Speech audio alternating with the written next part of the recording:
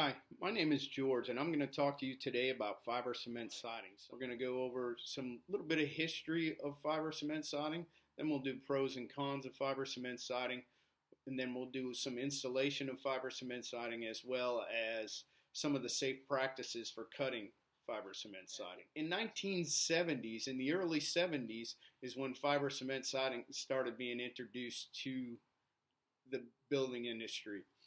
And with that, in 1973, they banned asbestos fiber cement siding. So it really started to take off after that. The EPA said you can no longer use it. It's causing cancer. So in the building industry, asbestos went away. So the cement siding, some of the benefits of it is that it is holds up well in sea salt air, so it's great around the shore. It withstands winds, harsh winds. It will last many years. It does do stops hail, and it will withstand hurricanes level storms. So mainly, it's obviously not going to stop your house from blowing down, but it will protect it to a point.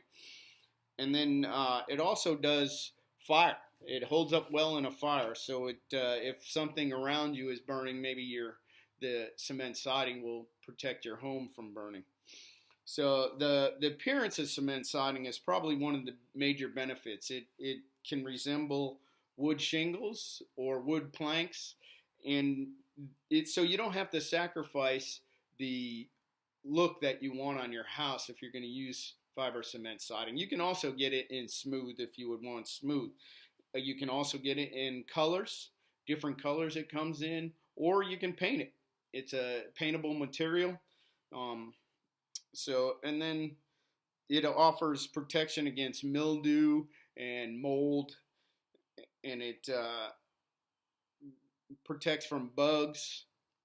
The bugs don't like to eat that, so it's not the same quality as wood.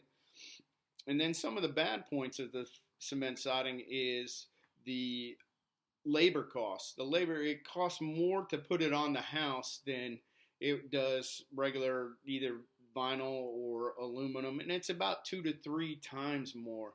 And so and mainly because of the weight. Actually, it costs. It takes 2 people to carry it. They come in long 10-foot sticks, so they're very brittle. So you need 2 people to carry it, one on each end, and then also installation. You might want to use 2 people for installation. So, and it takes a little bit longer to put up. It also is you have to paint it if you don't buy the painted stuff already. So it's a little more labor intensive, and that's why it is more expensive than regular siding. And then some of the safe practices for laying it out and installing the siding is the panels butt together, so they're pretty easy to install. You just have to make sure that you use a piece of flashing behind each joint so the water doesn't get down in there.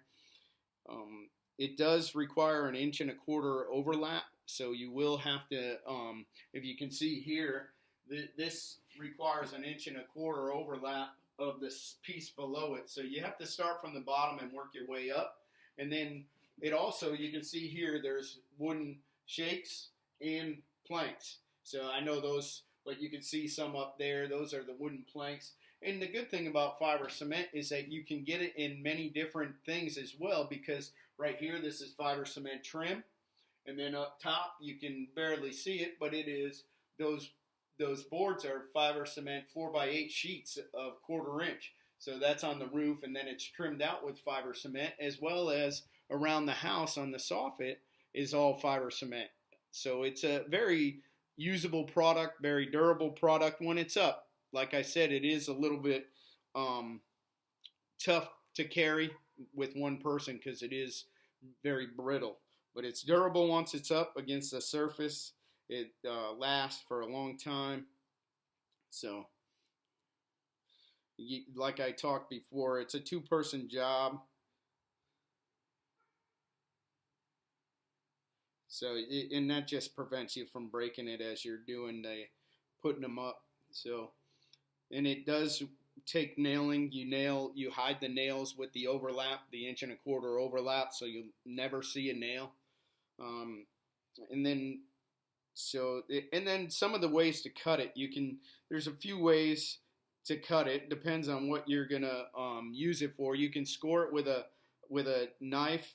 You can use a power vibro cutter or a circular saw with a diamond blade.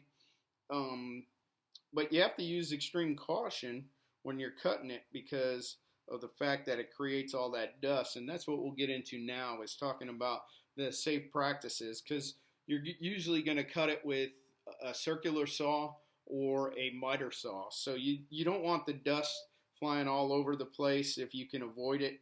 So you want to maybe use a dry vac if you can to put on the